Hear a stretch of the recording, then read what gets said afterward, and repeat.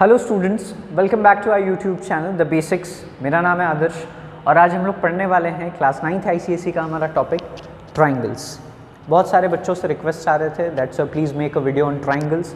मैंने भी सोचा जब इतने बच्चों को डिफ़िकल्टी हो रही है so let's go for it and let's solve all of your doubts. So here I am to solve all your doubts and clear the concept of triangles. I hope आप लोग सभी को ये वीडियो बहुत पसंद आएगा। अगर आपको ये वीडियो पसंद आता है then please do like it and share with your friends. आगे आज ट्राइंगल्स का पार्ट 1 होने वाला है जिसमें मैं आपको ट्राइंगल से रिलेटेड बेसिक कॉन्सेप्ट्स क्लियर करने वाला हूँ और फर्स्ट एक्सरसाइज से रिलेटेड क्वेश्चन सॉल्व करके दिखाने वाला हूँ कुछ एग्जाम्पल्स के साथ। आगे इस सीरीज़ में ट्राइंगल्स के सीरीज़ में आगे और भी वीडियोज़ आने वाले हैं, तो अगर आपको ये सारे वीडियोज़ देखने हैं, you want to be regular on the channel, then please do subscribe to our channel. आइए let's get to the point. Let's start with triangles. Okay, so first of all, what is a triangle? This is the most basic question which anyone can ask in the topic triangles. What is a triangle? Very simple. A triangle is a closed curve. A triangle is a closed curve figure, is a closed curve formed by joining 3 points। यानी कि आप कभी भी अगर 3 points को join करते हो आपस में, if you join 3 points and it forms a closed curve, यानी वो एक क्लोज्ड कर्व फिगर बनाता है। मान लीजिए ये एक पॉइंट है, ये दूसरा एक पॉइंट है और ये एक तीसरा पॉइंट है। इन तीनों पॉइंट्स को अगर हम लोग ज्वाइन कर देते हैं and it forms a closed curve figure, then it is known as a triangle. Let's try to join it now. Let's name it first. Say this is point A, say this is point B, and say this is point C. So let's join these points now. हम लोगों ने इन तीनों points को जोड़ दिया और ये third point को भी। अब आप देख सकते हो इन तीनों पॉइंट्स को ज्वाइन करके फिगर कैसा बन रहा है, एक क्लोज्ड फिगर बन रहा है, यानी कहीं से भी ये ओपन एंड वाला नहीं है। ओपन एंड कहने का मतलब क्या है, मान लीजिए मैं एक ऐसा फिगर बना रहा हूँ, इसमें भी देखिए 3 साइड्स हैं, 1 side, 2 side and 3 sides. Sides 3 हैं लेकिन क्या ये क्लोज्ड है?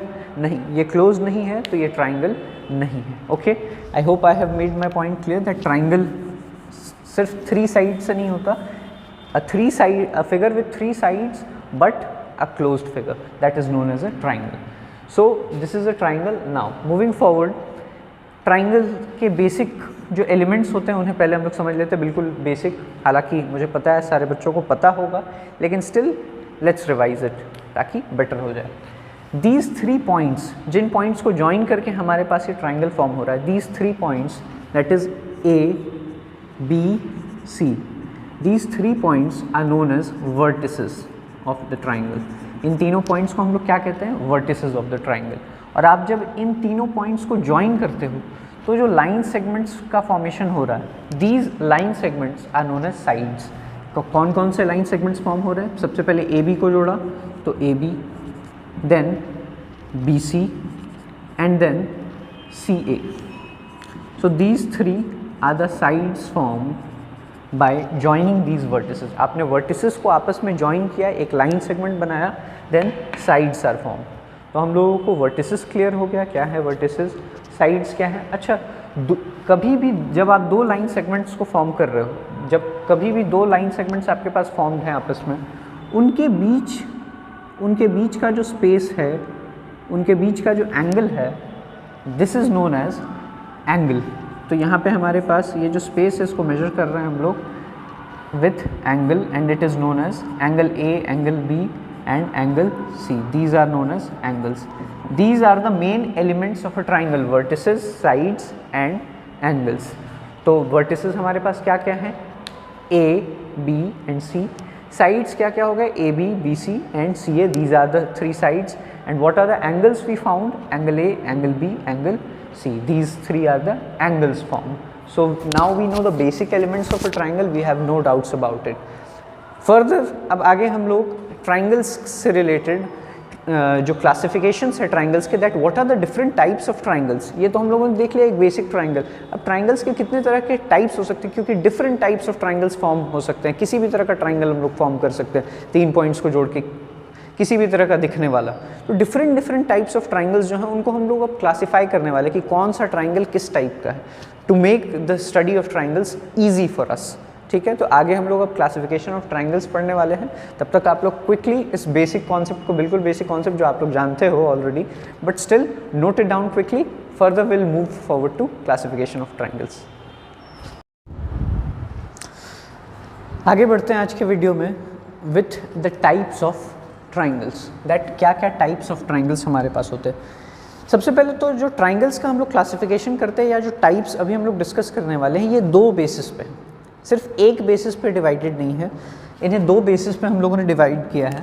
First basis is on the basis of sides, on the basis of sides, and second one is on the basis of angles. Second जो हमारा टाइप है, जिस हिसाब से हम लोगों ने डिवाइड किया है, तो इन्हें 2 बेसिस पे हम लोगों ने डिवाइड कर दिया, एक साइड्स के बेसिस पे और एक एंगल्स के बेसिस पे।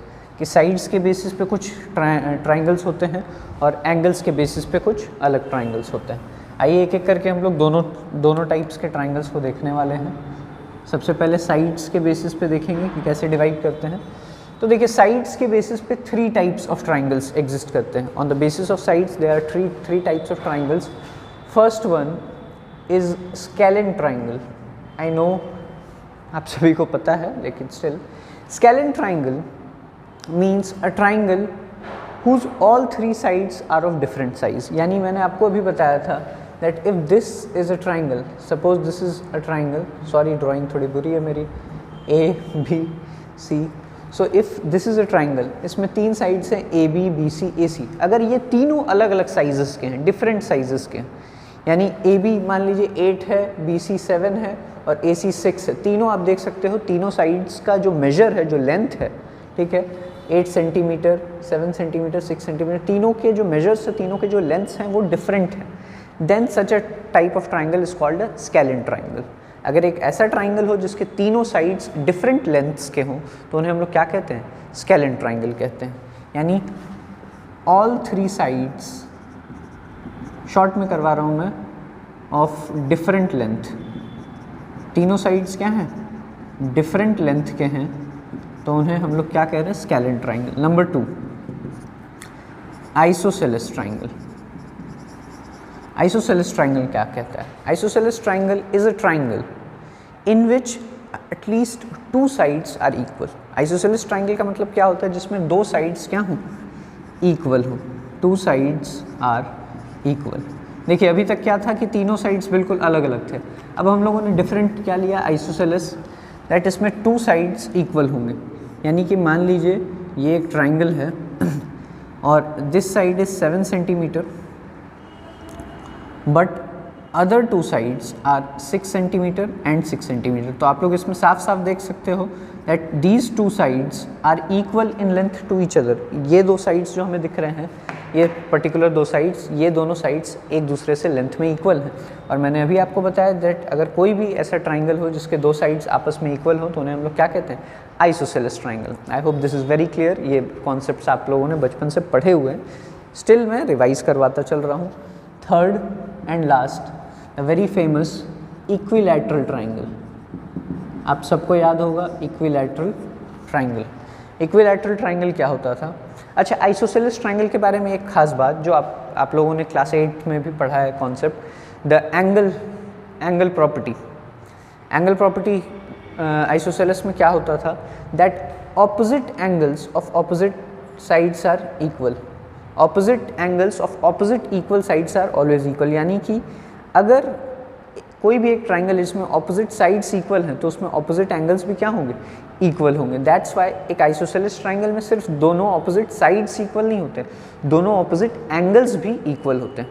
ठीक है, आइसोसेलेस ट्राइंगल में मैंने बताया दैट सिर्फ दोनों साइड्स इक्वल नहीं होंगे, अगर दोनों साइड्स इक्वल होंगे तो ऑपोजिट दोनों एंगल्स भी क्या होंगे? साथ में इक्वल हो जाएंगे। Third and last one is equilateral triangle, and you all know about it, that equilateral triangle is such a triangle in which all 3 sides are equal. एक ऐसा साइड हो जाए जिसमें तीनों साइड क्या हो जाएं, आपस में इक्वल हो जाएं, तो उनको हम लोग क्या कहते हैं, इक्विलैटरल ट्राइंगल कहते हैं। ठीक है, pardon me for the drawing, I am telling you again and again, drawing I can't do that, I was very poor, but still I'm trying my level best. So consider if this is 6, this is also 6 and this is also 6। ठीक है, तो इसमें आप देख सकते हो कि तीनों साइड्स क्या हैं, तीनों साइड्स इसमें आपस में इक्वल हैं। All the 3 sides are equal to each other, then such type of triangle is known as equilateral triangle. तीनों साइड्स आपस में क्या है, बिल्कुल इक्वल हैं, इनको हम लोग क्या करते हैं, क्या कहते हैं, इक्विलैटरल ट्राइंगल। एंड एक ऐसा ट्राइंगल जिसमें तीनों साइड्स इक्वल होते हैं, ऑब्वियस सी बात है इसमें तीनों एंगल्स भी क्या होंगे, इक्वल होंगे। मैं लिख देता हूँ 3 angles, all 3 angles are also equal in this. ठीक है, तो अभी हम लोगों ने साइड्स के बेसिस पे, यानी साइड्स के क्या लेंथ हैं उसके बेसिस पे इनको 3 पार्ट्स में डिवाइड कर दिया, that is scalene triangle, then isosceles triangle and then last one is equilateral triangle. Scalene में मैंने बताया that all the 3 sides are of different length, isosceles में बताया that 2 sides are equal and if 2 sides are equal then 2 angles are also, 2 opposite angles are also equal। कौन से opposite वाले angle equal होंगे? And the last one equilateral triangle in which all the 3 sides are equal and given that all the 3 sides are equal then all the 3 angles are also equal. Always remember the angle of an equilateral triangle is always equal to 60 degree. कभी भी एक equilateral triangle का हर angle कितना होता है, each angle is equal to 60 degree, क्योंकि हम लोगों को पता है that angle sum property of a triangle, we all know. ये सब देखो मैं बार बार बोल रहा हूँ वी ऑल नो, आप लोग इरिटेट हो जाओगे कि ये सर सब तो पढ़ा हुआ है तो फिर आप क्या पढ़ा रहे हो। मैं रिवाइज करवा रहा हूँ, पहले बेसिक कॉन्सेप्ट रिवाइज करके फिर हम लोग आगे चलेंगे। Angle sum property of a triangle कहता था that the sum of 3 angles of a triangle always equal to 180 degree. यानी कि कभी भी एक ट्राइंगल अगर आपके पास गिवन है तो उसके तीनों एंगल्स का सम कितना होता है, 180 डिग्री। और अगर तीनों एंगल्स इक्वल हैं तो हर एंगल कितना होना चाहिए, 60 डिग्री, तभी ना तीनों का सम 180 डिग्री होगा। Therefore each angle of an equilateral triangle is 60 degree. This is also 60, this is also 60 and this is also 60। So this is the basis of sides. ये हमारा पहला, साइड्स के बेसिस पे हम लोगों ने डिवाइड कर दिया। सबसे पहले scalene, then isosceles and the last one is equilateral triangle। okay, now we are moving further to the angles part, कि angles के basis पे हम लोग कैसे इसे divide करते हैं। देखिए angles के basis पे जो पहला division है that is acute angle triangle। acute angled triangle बड़ा सिंपल सा ट्राइंगल है ये। एक ऐसा ट्राइंगल जिसमें each angle in which each angle is less than 90 degree. आपको पता है 3 एंगल्स होते हैं एक ट्राइंगल में, और अगर हर एंगल 90 डिग्री से कम है, अगर हर एंगल आपके पास जो आ रहा है वो 90 डिग्री से कम है, then such a triangle is known as acute angle triangle. Example, there could be many examples of this. मैं एक एग्जाम्पल दे देता हूँ। एक एंगल मान लीजिए आपके पास 60 डिग्री है, अनदर इज 50 डिग्री, 60, 50, 110। तो थर्ड एंगल क्या होगा, आप सबको पता है थर्ड एंगल क्या होगा, 70 डिग्री। क्यों? क्योंकि तीनों एंगल्स का सम 180 होता है। So the third angle is 70 degree. तो आप देख सकते हो इसमें तीनों एंगल्स जो हमारे पास गिवन है वो तीनों ही 90 डिग्री से कम है। तो ऐसा अगर आपको एक एंगल, ऐसा अगर आपको एक ट्राइंगल मिल जाए जो जिसमें तीनों एंगल्स हमारे पास 90 डिग्री से कम हो, then such type of triangles are known as acute angle triangle। okay, on the basis of angle, आप एंगल के बेसिस पे भी डिसाइड कर सकते हो ट्राइंगल किस टाइप का है, और साइड्स के बेसिस पे भी। Second one is right angle triangle. Right angled triangle. अब राइट एंगल ट्राइंगल क्या होता है भाई? राइट एंगल ट्राइंगल का मतलब, अगर if one angle of the triangle is equal to 90 degree, यानी कोई भी एक एंगल अगर एक किसी ट्राइंगल का 90 डिग्री के बराबर हो जाए, दिस इज 90 डिग्री, आप सबको पता है, अगर ये एक एंगल 90 डिग्री के बराबर हो जाए then such type of triangle is called right angle triangle. मान लीजिए ये दूसरा ट्राइंगल एंगल 30 डिग्री है और ये तीसरा 60 डिग्री, सम करके देख लिए 180 डिग्री आ जाएगा। ये बहुत इंपॉर्टेंट प्रॉपर्टी है, ठीक है। तो एक एंगल 90, दूसरा 30, तीसरा 60, बाकी लोगों से हमें मतलब नहीं है। अगर कोई भी एक एंगल 90 डिग्री हो जाए it means that this type of triangle is known as a right angle triangle. All right, now moving forward to third type of triangle, acute angle, right angle, and the last one now, obtuse angle triangle. Obtuse angled triangle. Obtuse angle triangle. And this triangle is of the type, if any one angle of the triangle, if any one angle of the triangle is greater than 90 degree, यानी कोई भी एक angle अगर किसी भी triangle का 90 degree से ज़्यादा हो जाए, यानी कोई भी अगर एक एंगल, तीनों एंगल्स में से कोई भी एक एंगल अगर 90 डिग्री से ज़्यादा हो जाए then that triangle is known as obtuse angle triangle. Example,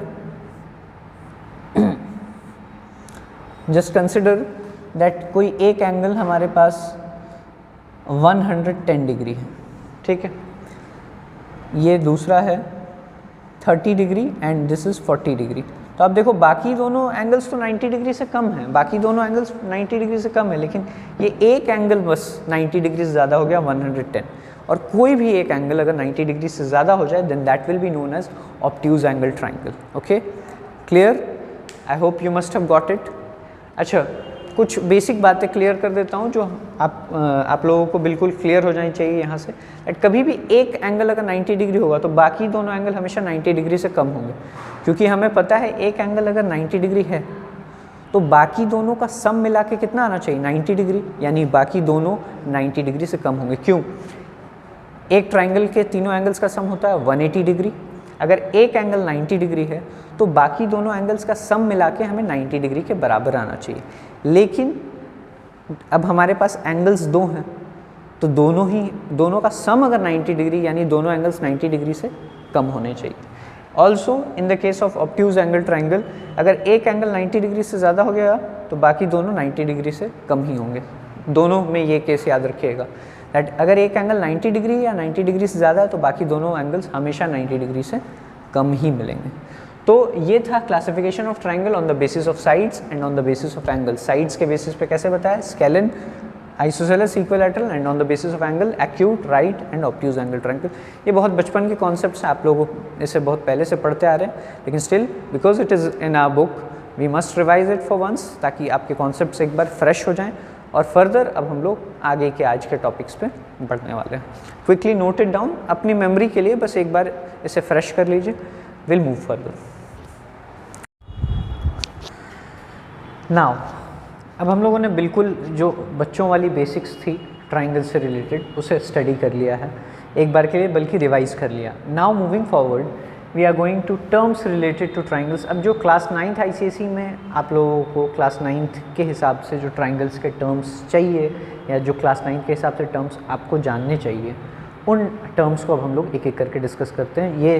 ये टर्म्स आपके लिए नए हो सकते हैं, so please pay proper attention and focus, and please do not skip the video because this will cause problems for you later on. तो please triangle से related जो टर्म्स हैं उन्हें बहुत ध्यान से देखेंगे आप लोग। चलिए शुरू करते हैं। First of all the first term which is important is altitude and orthocentre. पहले जो टर्म है वो है एल्टीट्यूड और ऑर्थोसेंटर। अब समझते हैं कि एल्टीट्यूड और ऑर्थोसेंटर हैं क्या। देखिए, मान लीजिए आपके पास अगर कोई ट्राइंगल है, suppose this is a triangle ABC। बहुत आसान भाषा में समझाने वाला हूँ। This is a triangle ABC। If we draw a perpendicular from this vertex, किसी भी वर्टेक्स से आप वर्टेक्स और वर्टिसेस आपको पता है, A एक वर्टेक्स है, B एक वर्टेक्स है, C एक वर्टेक्स है, साथ में बोलते हैं तो वर्टिसेस बोल देते हैं।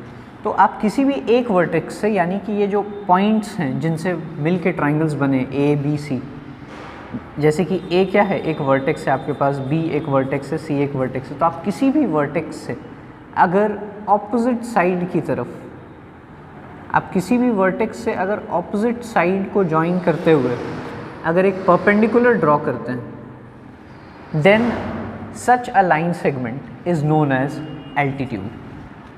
Let me repeat it for you, that perpendicular drawn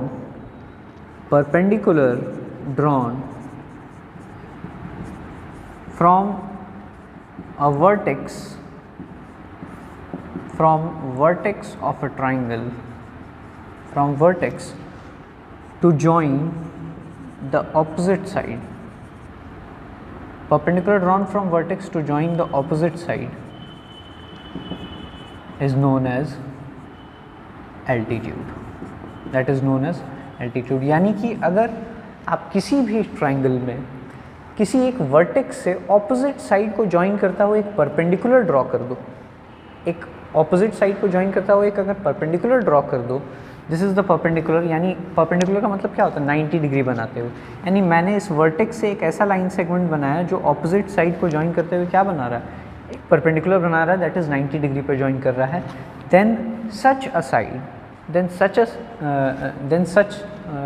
such a line segment is known as altitude. ऐसे लाइन सेगमेंट को हम लोग क्या बोलते हैं? एल्टीट्यूड. और आप ये किसी भी साइड से बना सकते हो, किसी भी वर्टेक्स से बना सकते हो. जैसे मैंने अभी ए से बी सी पे बनाया, उसी तरह आप बी से ए सी पे बना सकते हो. देखिए मेरी ड्राइंग तो एग्जैक्ट नहीं बनेगी क्योंकि मेरे पास स्केल नहीं है. सो यहाँ पे मैंने एक फिर से बना दिया. और सिमिलरली आप सी से ए बी पे भी एक एल्टीट्यूड ड्रॉ कर सकते हो. ठीक है. देखिए मेरी ड्राइंग एग्जैक्ट नहीं बन रही, बट कॉन्सेप्ट क्लियर होना चाहिए. तो यहाँ हम लोगों ने क्या किया? बी से एक एल्टीट्यूड ड्रॉ कर दिया. एल्टीट्यूड का मतलब क्या है? आप किसी भी वर्टेक्स से ऑपोजिट साइड पे एक लाइन सेगमेंट ड्रॉ करो जो ऑपोजिट साइड पे जाके कितना डिग्री बनाए? 90 डिग्री बनाए. सिमिलरली बी से ए सी पे बनाया और सी से हम लोगों ने ए बी साइड पे बना दिया. इस पॉइंट को हम लोग एफ लिख देते हैं. आप देख सकते हो कि जब हम लोगों ने ये तीनों एल्टीट्यूड्स ड्रॉ किए हैं, then they are meeting at a common point, they have a common point of concurrence.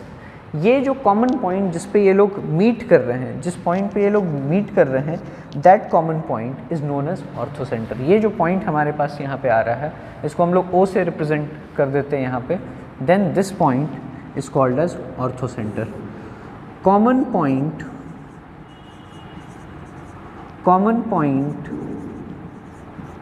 of concurrence of altitudes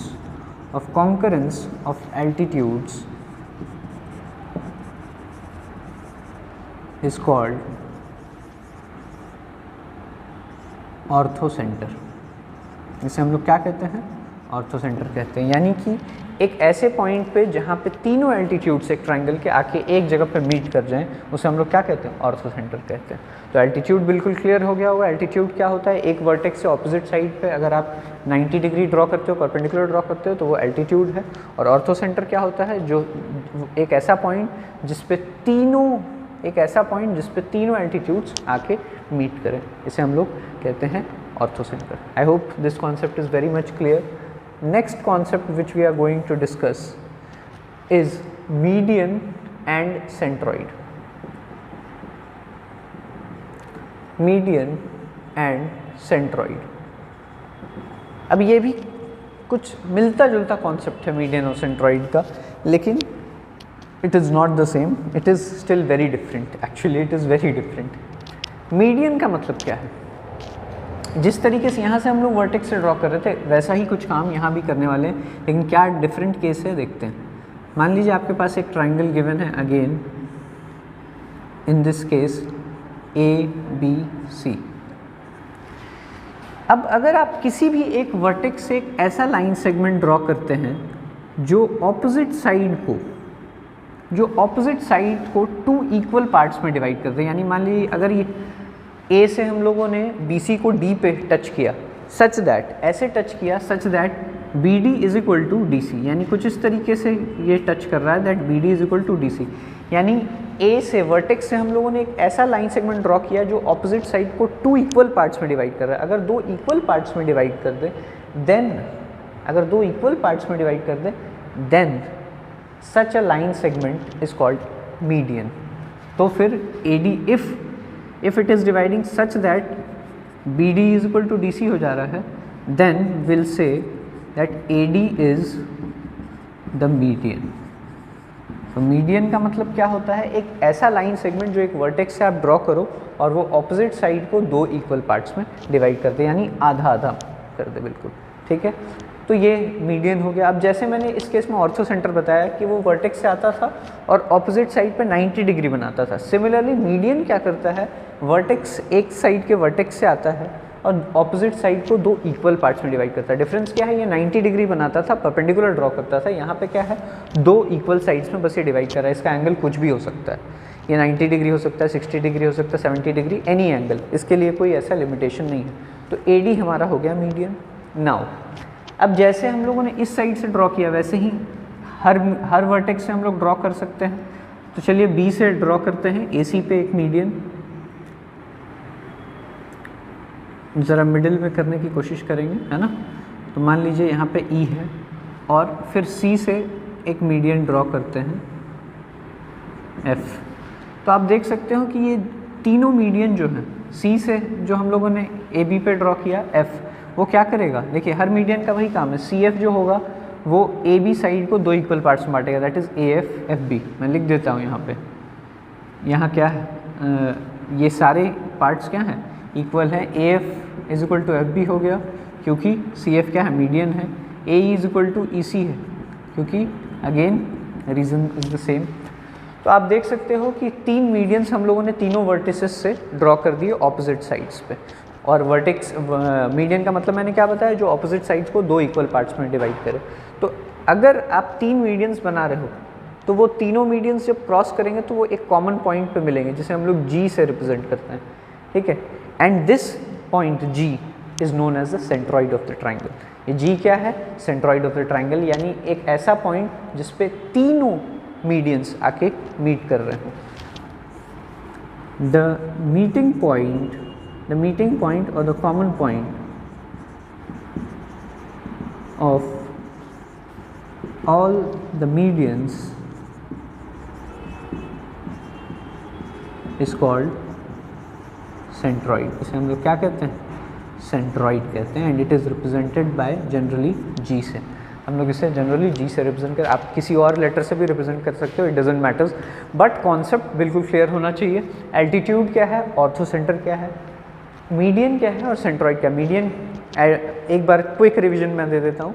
altitude का मतलब वर्टेक्स से आप एक लाइन ड्रॉ कर रहे हो जो ऑपोजिट साइड को ज्वाइन कर रहा है, and it is a perpendicular, यानी कि वो 90 डिग्री पर ज्वाइन कर रहा है। और तीनों एल्टीट्यूड जहाँ मीट करते थे उसको ऑर्थो सेंटर कहते थे। नाउ मीडियन एंड सेंट्रॉइड, एक ऐसा लाइन सेगमेंट आप एक वर्टेक्स से ड्रॉ कर रहे हो ऑपोजिट साइड पे, सच दैट वो ऑपोजिट साइड्स को दो इक्वल पार्ट्स में डिवाइड कर रहा है। जैसे B से आया तो इसे दो इक्वल पार्ट में, C से आया तो इसे दो इक्वल पार्ट में। तो एक ऐसा लाइन सेगमेंट जो एक वर्टेक्स से निकल रहा है और ऑपोजिट साइड को दो इक्वल पार्ट्स में डिवाइड करता है, उसे हम लोग क्या कहते हैं, median. And the point where all the three medians join and the point where all the three medians join is known as centroid। I hope आपको बिल्कुल क्लियर हो गया होगा that altitude क्या है, ऑर्थो सेंटर क्या है, मीडियन क्या है और सेंट्रॉइड क्या है। मैंने कोशिश की है कि आप लोगों को बिल्कुल आसान भाषा में इसे सिखा पाऊँ। इसका काम आगे आपके एक्सरसाइजेज में एक एक करके आने वाला है, इसलिए मैं बेसिक कॉन्सेप्ट आज क्लियर कर देता हूँ। आज का मेन क्लास, हमारा मेन मोटिव है जितने तरह के कॉन्सेप्ट्स हैं रिलेटेड उन्हें क्लियर करना है, ठीक है। तो बहुत ध्यान से लास्ट तक देखेंगे। अभी आगे मैं और कुछ टर्म्स को डिस्कस करने वाला हूँ, ठीक है। आप लोग क्विकली से नोट डाउन कर लीजिए, आगे हम लोग बढ़ते हैं नेक्स्ट कॉन्सेप्ट्स की तरफ। Moving forward to our next concept, that is incentre and incircle. बहुत ही इंपॉर्टेंट टॉपिक है और बच्चे इनसे बहुत ज़्यादा परेशान होते हैं। Incentre, incircle, circumcentre, circumcircle, ऐसे टॉपिक्स को देख के बच्चे थोड़ा सा पैनिक हो जाते हैं। क्वेश्चंस में देखा इन सेंटर इन सर्कल यूज्ड है, सर्कम सेंटर यूज्ड है, गॉन, आधा कॉन्फिडेंस वहीं डाउन। तो ये ऐसा क्यों होता है, कॉन्फिडेंस क्यों डाउन है? क्वेश्चंस आप बाकी भी बना रहे हो, क्योंकि इसका कॉन्सेप्ट आप क्लैरिटी के साथ नहीं समझ रखते हो, और इस वजह से जब आप क्वेश्चन फेस करने जाते हो तो आपको डर लगता है थोड़ा सा, है ना। तो चलिए इस डर को पहले ख़त्म करते हैं। क्लियरली, बिल्कुल क्लियरली इस कॉन्सेप्ट को हम लोग समझेंगे। और आप लोगों से रिक्वेस्ट है, जब ऐसे टॉपिक्स को पढ़ रहे हैं then please do note it down properly, क्योंकि एक बार पढ़ के आप लोग भूल जाते हो। तो आप इसे एक बार पढ़ो, फिर उसके बाद एक बार नोट डाउन करो, नोट्स इससे रिलेटेड बनाओ, देन इसे एक बार नोट डाउन जब करोगे तो ये एक बार आपके दिमाग में ऑटोमेटिक रिवाइज हो गया, तो it will help you memorise it.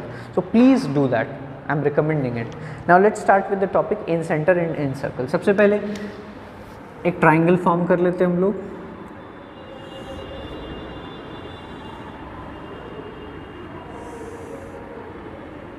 This is a triangle ABC. ये एक ट्राइंगल है ABC. हमें पता है कि एक ट्राइंगल में 3 एंगल्स होते हैं, एंगल A, एंगल B और एंगल C. 3 एंगल्स यहाँ पे फॉर्म हो गए. हर ट्राइंगल में 3 एंगल्स होते हैं. इस एंगल को बाइसेक्ट करते हुए अगर एक लाइन हम लोग क्रॉस कर दें, ठीक है, इस इंटरनल एंगल को बाइसेक्ट करते हुए अगर एक लाइन क्रॉस कर दें, then that line segment will be known as the internal bisector of that angle.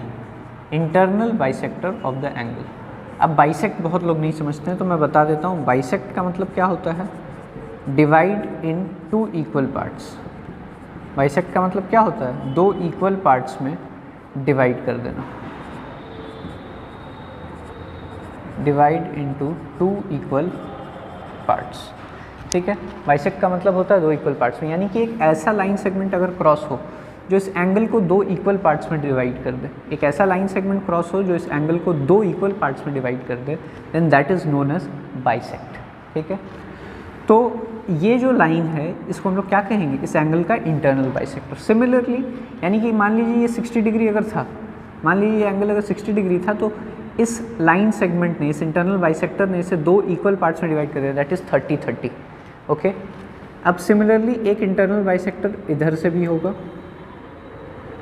And another internal bisector from side C. तो तीनों एंगल्स को बाइसेक्ट करते हैं. ये एंगल भी जितना भी होगा, ये बाइसेक्टर इसे 2 इक्वल पार्ट्स में डिवाइड करेगा, ये बाइसेक्टर भी इसे 2 इक्वल पार्ट्स में डिवाइड करेगा. तो ये तीनों जो लाइन सेगमेंट्स में दिखा रहा हूँ, ये तीनों क्या है? इनके इंटरनल बाइसेक्टर्स हैं, और तीनों internal bisector will cross through 1 common point, and this common point is known as the incentre. ये इसे हम लोग I से रिप्रेजेंट करते हैं, और ये कॉमन पॉइंट जहाँ पे तीनों इंटरनल बाइसेक्टर ऑफ एंगल्स, तीनों जो इंटरनल बाइसेक्टर हैं आपके, तीनों एंगल्स के जो इंटरनल बाइसेक्टर हैं जहाँ पे मीट करेंगे, internal bisector meet at a common point, meet at a common point called in center. ये तीनों इंटरनल बाइसेक्टर एक कॉमन पॉइंट पे मिलते हैं, जिनको हम लोग क्या कहते हैं? इन सेंटर बोलते हैं. ठीक है, क्लियर है बिल्कुल इन सेंटर क्या है? एंड नाउ इस इन सेंटर को लेके, इसे सेंटर मान के हम लोग इस ट्राइंगल के अंदर में एक सर्कल का फॉर्मेशन कर सकते हैं, जो कुछ इस तरीके से टच करते हुए फॉर्म होगा.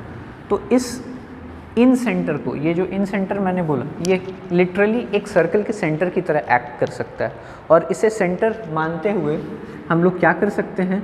एक ट्राइंगल का फॉर्मेशन इस ट्राइंगल के अंदर कर सकते हैं. अंदर में एक ट्राइंगल का फॉर्मेशन कर सकते हैं, touching all of its 3 sides. उसके तीनों साइड्स को टच करते हुए एक सर्कल का फॉर्मेशन कर सकते हैं इस ट्राइंगल के अंदर. तो एक ऐसा सर्कल का फॉर्मेशन जिसमें इन सेंटर जो है उसका सेंटर हो, and a circle is form touching all the 3 sides. Such type of circle form inside the triangle. देखिए नाम में ही इनसाइड द ट्राइंगल. ठीक है, with incentre as the centre of that circle is known as incircle. तो इस इन centre को, इन circle का भी डेफिनेशन लिख लेते हैं. Circle drawn with incentre as the centre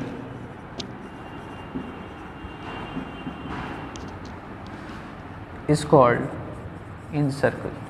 इसे हम लोग क्या कहते हैं? Incircle. तो एक बार फिर से समझ लेते हैं इन सेंटर क्या है और इन सर्कल क्या है. देखिए मैंने बताया कि 3 इंटरनल बाइसेक्टर्स होंगे किसी भी एक ट्राइंगल में. इंटरनल बाइसेक्टर का मतलब क्या है? एक ऐसा लाइन सेगमेंट जो उसके हर एक एंगल को 2 इक्वल पार्ट्स में डिवाइड करे, और एक ऐसे पॉइंट, और ये तीनों इंटरनल बाइसेक्टर जो होंगे एक कॉमन पॉइंट पे जाके मीट करेंगे. तीनों इंटरनल बाइसेक्टर एक कॉमन पॉइंट पे जाके मीट करेंगे, और जिस कॉमन पॉइंट पे ये जाके मीट करेंगे that is called as incentre. इस कॉमन पॉइंट को हम लोग क्या कहते हैं? Incentre. और इस इन सेंटर को ही अगर हम एक सेंटर मान के, सर्कल का सेंटर मान के अगर एक सर्कल का फॉर्मेशन कर दें, इस ट्राइंगल के अंदर जो इस ट्राइंगल को तीनों साइड्स पे छूते हुए टच करते हुए पास हो, then that circle is known as incircle. तो incentre the point where the internal bisectors meet, and incircle the circle drawn with incentre as the centre. ठीक है, is called incircle. I hope incentre और incircle clear होगा. Next topic की तरफ बढ़ते हैं, इसे quickly note down करें. It is always represented by I. Incentre in circle समझ लिया. अब बढ़ते हैं नेक्स्ट टॉपिक की तरफ, that is circum centre and circum circle. एक ट्राइंगल बना लेते हैं सबसे पहले एज यूजुअल ABC.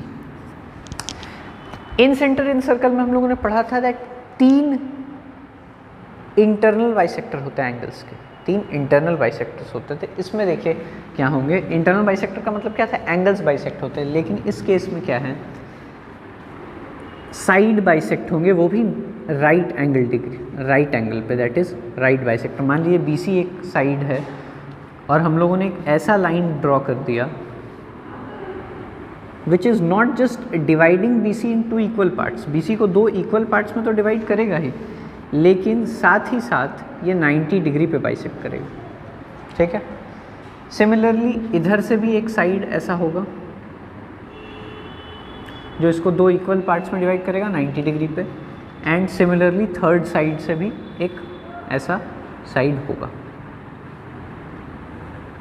ठीक है. ये क्या कर रहा है, साइड्स को 2 इक्वल पार्ट्स में डिवाइड कर रहा है. ठीक है. और किस एंगल पे फॉल कर रहा है, 90 डिग्री पे. अब ऐसे बाइसेक्टर को, ये जो बाइसेक्टर इस पे फॉल कर रहा है, ऐसे बाइसेक्टर्स को हम लोग कहते हैं राइट बाइसेक्टर. जैसे पिछले केस में हम लोगों ने नाम रखा था ना इंटरनल बाइसेक्टर. इंटरनल बाइसेक्टर क्या करता था, दैट एक एंगल को 2 इक्वल पार्ट्स में डिवाइड करता है, जबकि राइट बाइसेक्टर क्या करता है, divides side in 2 equal parts.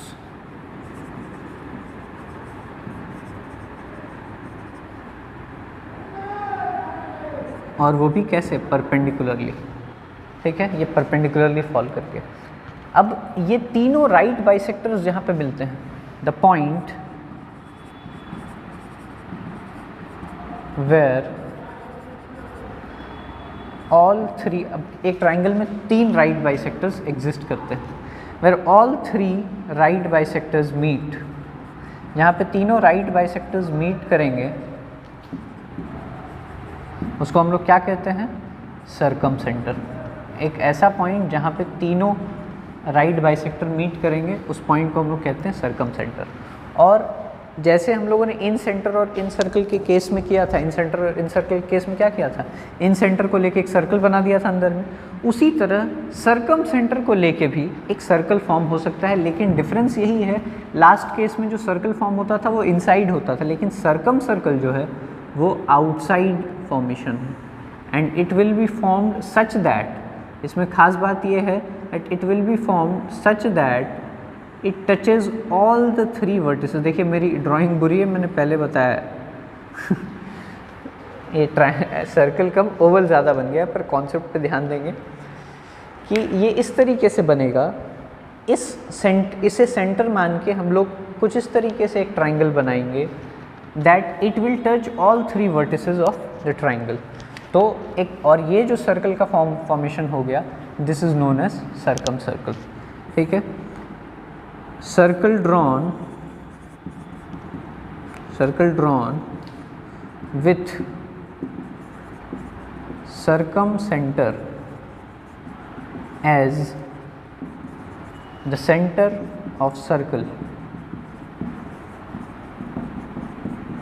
and touching all 3 vertices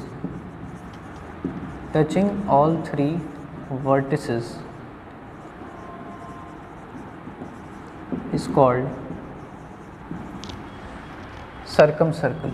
इसको हम लोग क्या कहते हैं, सर्कम सर्कल कहते हैं. ठीक है, क्लियर है. तो सबसे पहले हम लोगों ने क्या पढ़ा, राइट बाइसेक्टर. राइट बाइसेक्टर क्या होता है, एक ऐसा लाइन सेगमेंट जो किसी भी एक साइड को 2 पार्ट्स में डिवाइड करे, किस एंगल पे, 90 डिग्री पे. ये हो गया right bisector. Now right bisector के बाद हम लोगों ने क्या जाना कि तीनों राइट बाइसेक्टर, एक सर्कल के अंदर 3 राइट बाइसेक्टर होंगे, तीनों राइट बाइसेक्टर जहाँ पे मीट करेंगे उसे हम लोग क्या कहते हैं, सर्कम सेंटर। और इस सर्कम सेंटर को अगर सेंटर कंसिडर करके एक सर्कल हम लोग ड्रॉ कर दें and that is known as circumcircle. Clear है? और ये सर्कम सर्कल हमेशा तीनों वर्टिसेस को टच करते हुए ही ड्रॉ होता है। Clear? Circum centre and circum circle को नोट डाउन कर लीजिए। आगे बढ़ते हैं हम लोग अपने ट्राइंगल्स में।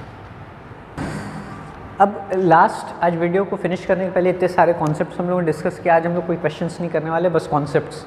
ठीक है, नेक्स्ट क्लास में हम लोग कुछ क्वेश्चंस डिस्कस करेंगे और नेक्स्ट क्लास में हम लोग अगले टॉपिक की तरफ बढ़ेंगे। आज just to sum up the class, just to finish it, we are going to discuss 2 very simple properties of triangle. Number 1, angle sum property of triangle. Angle sum property of triangles, I hope all of you know. Angle sum property of triangle means if there is a triangle ABC, अगर एक triangle ABC है तो इसके तीनों angles का सम कितना होगा? Sum of all its 3 angles is equal to, always equal to 180 degree. अगर 3 एंगल्स का सम 180 डिग्री नहीं मिल रहा है यानी कि ये ट्राइंगल फॉर्मेशन पॉसिबल नहीं है। Always this must be that the sum of all 3 angles must be 180 degree. ये आप लोग बचपन से पढ़ते आ रहे हो, बस रिवीजन के लिए। एंड द लास्ट वन जो आज हम लोग का लास्ट टॉपिक है, exterior angle sum property. Exterior angle sum property ये क्या है? ये इंपॉर्टेंट है, थोड़ा सा नया चीज़ है। मान लीजिए आपके पास एक कोई ट्राइंगल गिवन है ABC और आप इस लाइन को कुछ ऐसे एक्सटेंड कर देते हो। ठीक है, आप किसी भी एक साइड, ट्राइंगल के किसी भी एक साइड को आगे तक एक्सटेंड कर देते हो। ठीक है, अब हम लोग यहाँ पे इस एक्सटीरियर एंगल के बारे में बात करने वाले हैं। मान लीजिए कि ये लाइन सेगमेंट है, ये D तक गया है। हम लोग बात करने वाले हैं इस एंगल ACD के बारे में, ACD के बारे में, और इससे रिलेटेड क्या हमें डिटेल मिलने वाली देखते हैं। सबसे पहले आप सबको पता है that this angle, angle ACD plus angle ACB, ध्यान से देखेंगे, ACD angle, this is the angle, plus angle ACB, हम लोग सबको पता है दैट इन दोनों का सम कितना आएगा? 180 डिग्री आएगा। This angle plus this angle is equal to 180 degree, हम सबको पता है। अच्छा, अगर आप ट्राइंगल के अंदर देखें तो हमें पता है the interior angle sum property जो अभी हम लोगों ने पढ़ा, at angle A plus angle B plus angle C is equal to 180 degree. यानी ये एंगल ACB जो है, एंगल C लिखने का मतलब क्या है? एंगल ACB, एंगल ACB को ऐड कर रहे हो तो क्या आ जाएगा? 180 डिग्री आ जा रहा है।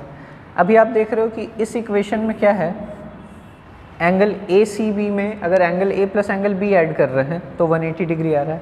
यहाँ पे एंगल ACB में एंगल ACD अगर आप ऐड कर रहे हो तो भी 180 डिग्री आ रहा है। यानी कि आप इससे कंक्लूजन पे पहुँच सकते हो, यहाँ ACB में इन दोनों को ऐड कर रहे हैं, अगर इन दोनों को ऐड कर रहे हैं angle A plus angle B तो 180 आ रहा है। यहाँ ACB में ACD को ऐड कर रहे हो तो 180 डिग्री आ रहा है। यानी कि angle A plus angle B को आप लोग इस इक्वेशन में इक्वेट कर सकते हो, यानी both the values of angle ACD and angle A plus B is same। आप दोनों इक्वेशंस को कंपेयर करके लिख सकते हो, कंपेयरिंग बोथ इक्वेशंस, दोनों इक्वेशंस को कंपेयर करके लिख सकते हो at angle ACD is equal to, angle ACD के जगह पे यहाँ कौन आ रहा है, रिप्लेस किससे हो रहा है? Angle A plus B। तो यही है exterior angle sum property which says that कभी भी अगर आप किसी साइड को आगे की तरफ एक्सटेंड करते हो, थोड़ा सा एक्सटेंड करते हो, किसी भी साइड को एक्सटेंड अगर आप कभी भी कर देते हो तो ये जो एक्सटीरियर एंगल होगा that will be equal to the sum of other 2 interior angles, यानी अंदर के जो बाकी दोनों एंगल्स बचेंगे उनके सम के बराबर ये एक्सटीरियर एंगल होगा। कोई भी एक ट्राइंगल लेके दिखा सकते हैं, जैसे कि मान लीजिए यहाँ पे A को हम लोगों ने एक्सटेंड कर दिया और यहाँ जो एंगल फॉर्म हो रहा है, this angle will be equal to the sum of angle B plus angle C, यानी कि इस एंगल को छोड़ के बाकी दोनों के सम को अगर करते हैं तो ये जो एंगल हमें मिलने वाला है वो इन दोनों के बराबर होगा, इन दोनों के सम के बराबर। जैसे मान लीजिए this was 60, this was 50 and this was 70, तो ये इन दोनों का सम जो है 50 + 70, ये 50 + 70 के बराबर बाहरी एंगल होगा, दैट इज़ 120। इस एंगल को जहाँ से आप एंगल का फॉर्मेशन कर रहे हो उस एंगल को, इंटीरियर एंगल को छोड़ के हमेशा बात करनी है, अंदर वाले एंगल को छोड़ के बाकी जो अदर 2 एंगल्स होंगे हमेशा, जैसे इस केस में देखो इन दोनों एंगल्स को हम लोगों ने लिया, तो अदर 2 एंगल्स का सम हमेशा क्या होगा, अदर 2 एंगल्स का सम हमेशा एक्सटीरियर एंगल के बराबर होगा, and that is the exterior angle sum property. I hope आप लोगों को आज का ये पूरा टॉपिक अच्छे से समझ में आया होगा। आज हम लोगों ने ट्राइंगल से रिलेटेड जितने बेसिक कॉन्सेप्ट्स थे, या the first step needed to understand triangles clearly properly, वो सब हम लोगों ने कंप्लीट कर लिया। नेक्स्ट क्लास में अब हम लोग एक्सरसाइज की तरफ बढ़ने वाले हैं, कॉन्ग्रुएंस ऑफ ट्राइंगल्स पढ़ने वाले हैं और आगे से रिलेटेड सारे कॉन्सेप्ट्स पढ़ने वाले हैं। अगर ये वीडियो आपको पसंद आया और आपके कॉन्सेप्ट्स ट्राइंगल से रिलेटेड बेसिक कॉन्सेप्ट जो हैं वो क्लियर हो गए, then please do like the video, share it with your friends, and for more such videos please subscribe to our channel because this is the first video on triangles. There are many more videos coming up on this. आज के लिए बस इतना ही, तब तक के लिए stay home, stay safe and keep learning.